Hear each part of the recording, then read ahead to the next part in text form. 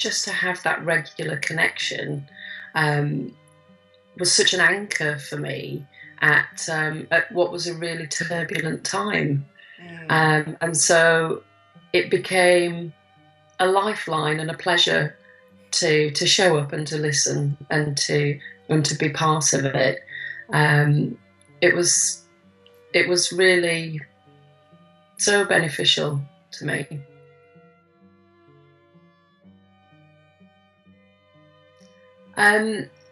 Yes, I mean, it reminded me, I can remember very vividly, at that time I was splitting my work between the creative and the corporate still.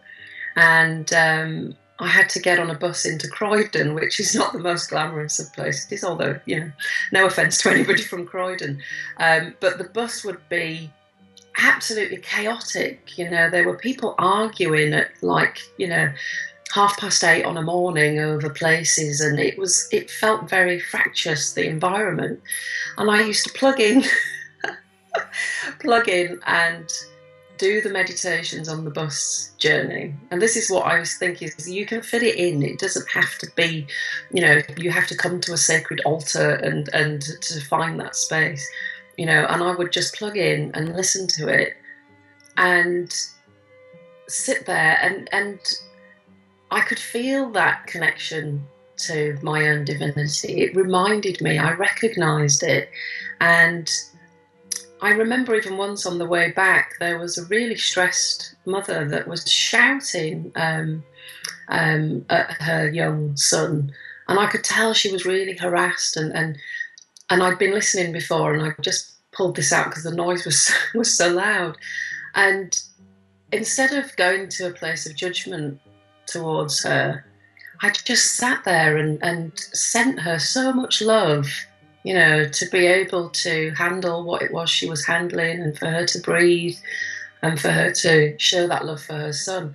And I swear, by the end of the bus journey, she completely changed towards him. She completely changed. She was more affectionate, she calmed down, and it was, I'm getting goosebumps just thinking about it. It was really beautiful, and that's a real effect of putting yourself into this space of compassion and connection, and then seeing how it impacts in the world that we live in, I think. I knew big shifts happened during that time, and yes, they did. Huge shifts. And so it was lovely to feel protected and guided and part of something through that journey. That gave me a lot of strength. So I lost that corporate contract very, very suddenly in a quite aggressive, difficult way. Just 2-3 weeks before Christmas, and that was my main source of income. and the creative business that I'd started was still not generating money, or was generating inconsistent income.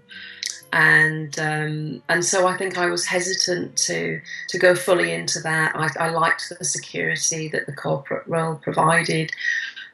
Even though I knew it became very aware that I was out of alignment there. That was the first thing. And I think that's the real beauty. It can be a challenge sometimes, because it does bring up what's out of alignment for you, and what's not true for you. But that went. I also made some very important decisions about my relationship.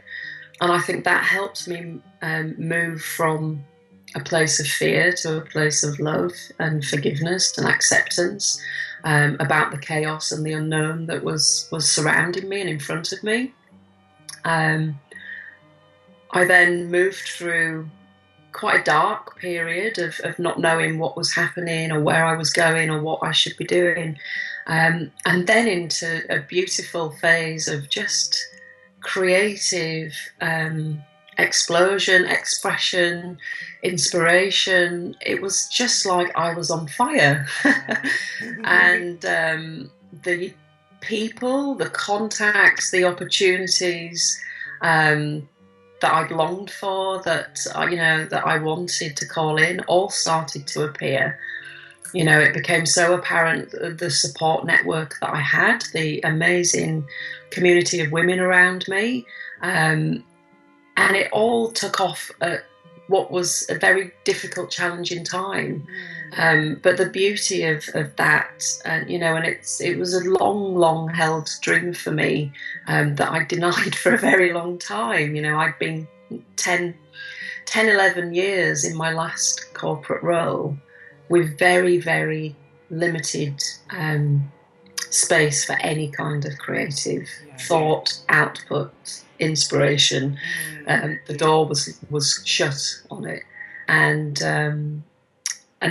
through this course, I went through this journey, this path of opening up to all of that again, and it was just magical.